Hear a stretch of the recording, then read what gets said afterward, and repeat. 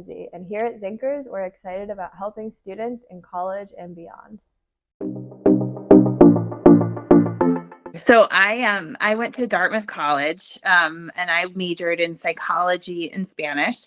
I am currently a developmental pediatrician, but I did not know that that's what I wanted to do when I was an undergrad.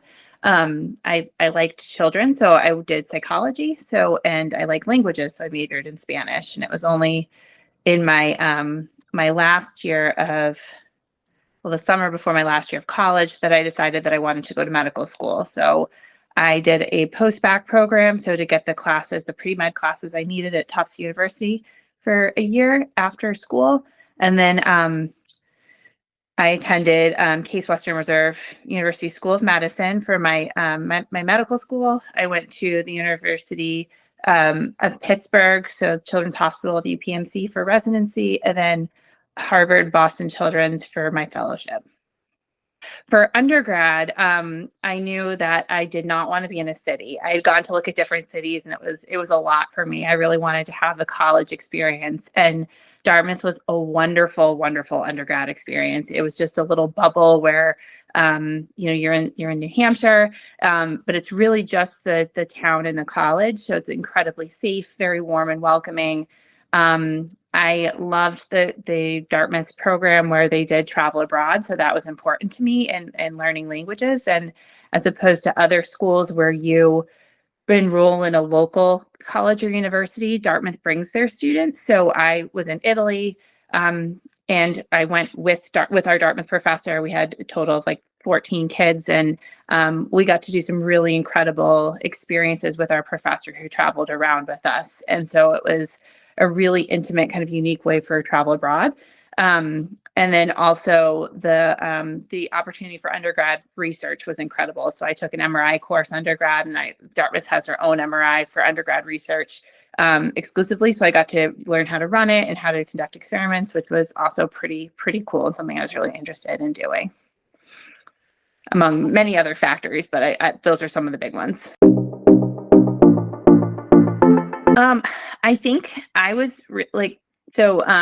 it was a great undergrad experience. I was very intimidated by the pre-med kids. They were very intense. And so I was like, I'm not really intense, and that's not what I wanted to do. And I also didn't like love, biology and chemistry and all the hard sciences. And so I didn't think that medicine was going to be something I was interested in.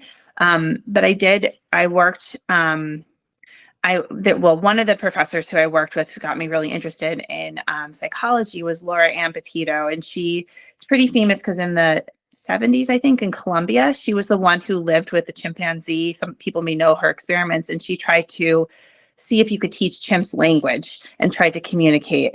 And so she did a lot of ASL and the French Quebec Langue Québécois, which is the French sign language. And so we did a lot of like bilingual children and kind of learning how they learn different languages.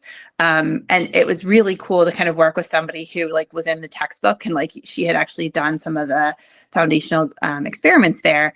But learning a lot about what psychologists do and what they can do, and then learning kind of about the limitations of what they can't do, it was interesting. And then I did a term away in Georgetown in DC, and I worked with a physician researcher there. And that was really what put me on the path towards medical school, because again, really interesting to do the research, but he was saying you can do so much more with an MD than you can with a PhD in terms of kind of what I was interested in doing, which was the clinical application.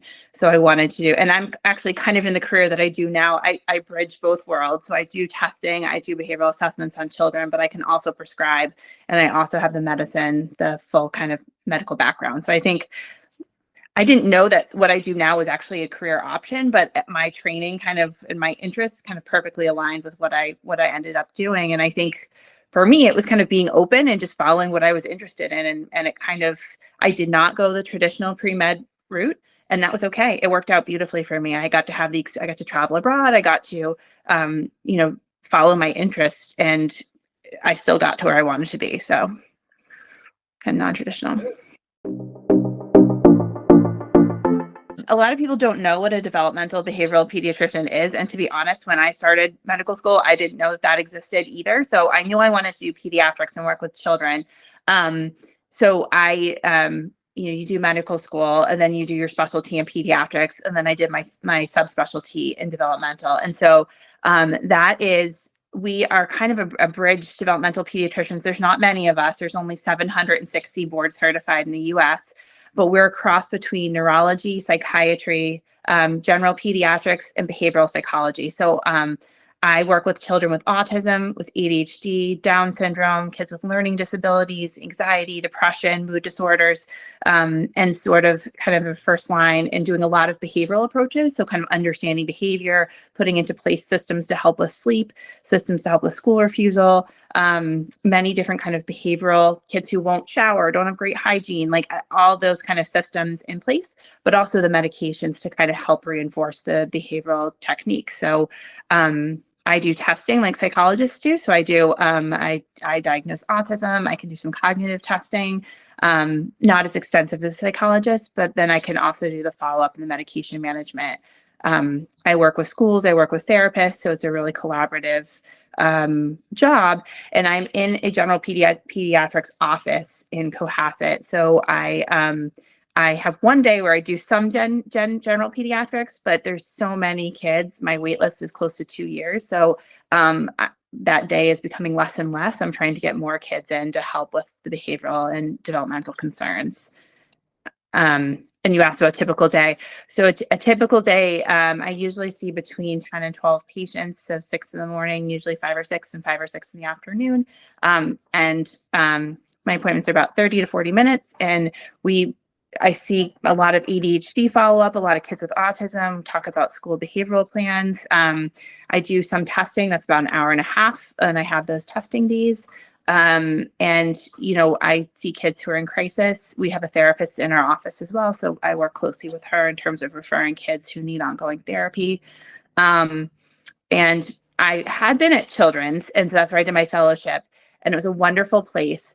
But I have 4 kids myself, and it was just too hard to get into the city and kind of keep up with that commute. So I'm in private practice now in the South Shore, which is nice because I can just go in and I have really regular hours and I drive. So that's nice. Yeah, that's a great question. And again, I think it's really hard when you're a kid because you don't really see, or an adolescent, because you don't really see how the experiences you have kind of lead to where you end up. But looking back at my life, like I can certainly see that. So Dartmouth has something called the D plan, where you're away for one term. You're there for your sophomore summer, but then you're off for another term. And so I was off in the fall of my junior year, and I worked as a nanny for a little boy with autism. And it was an incredibly challenging experience. I loved working with children, but I'd never worked with a kind of neurodivergent child before, and all of my typical strategies didn't work with him. It was just anything I would usually do. Well, we're not doing that. He didn't care. Or, okay, well, we're not going to go play with your friend. He didn't care. Like, it was all the strategies I was used to using as a teenage babysitter just didn't work. And he had some real severe sensory sensitivities and other concerns. So it was a real eye opener being a parent for those couple months that I was living with a family and working with him, and really trying to expand kind of what works and what didn't work, and seeing the challenges. This was earlier on, where we know so much more about autism now. It wasn't as widely accepted or known or understood. So that led to challenges with other kids in the neighborhood. And it was hard not knowing. And I think I'm a person who doesn't like to not know. And so I wanted to learn more. And that kind of spurred me to do a summer. My next summer was at Georgetown at the Center for Functional Molecular Imaging, which was an MRI. I worked with an MRI, but we specifically looked at kids with autism and tried to understand more about it. And the experiment we're working on is kind of looking at eye gaze and how children with autism tend to look at other places of the face rather than the eye. So we were doing eye tracker software with the MRI, which was really interesting. But I think that experience really helped me understand more kind of atypical development and how interesting that was, and how little really we knew at the time about what caused it and kind of the neurological basis for it. And so that made me want to learn more, which led me to my time at Georgetown, which led me to considering medicine, and it kind of pushed me along the path. So an experience as a nanny for a couple months really kind of shifted the trajectory of my life. So something I didn't think was going to have such a huge impact really did in looking back. I would say that, doing what I do now and kind of had my own experience, and I was on the admissions committee too at Case Western for medical school.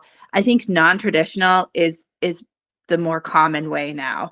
And I think what schools want to see, what jobs want to see, is somebody who's well-rounded and somebody who pursues their passions. And that will kind of that will help you figure out who you are and where you need to be. And so I think for a lot of the kids who are so driven to kind of complete a certain career, I would advise them to really keep your options open, because that may not be the right fit, and that's okay. I think exploring what you're interested in, whatever that is, that should be the point of a liberal arts education, is to, you know, even if you're interested in medicine, go to Italy, or take a basket weaving class. Like, that's okay, even if you're pre-med, to kind of just get these different experiences, because they really shape who you are. And it may actually show you different careers that you hadn't considered that may be a better fit for you. And you don't have to have all your ducks in a row all the time, especially when you're young. It's okay to change. It's okay to not know, and it works out.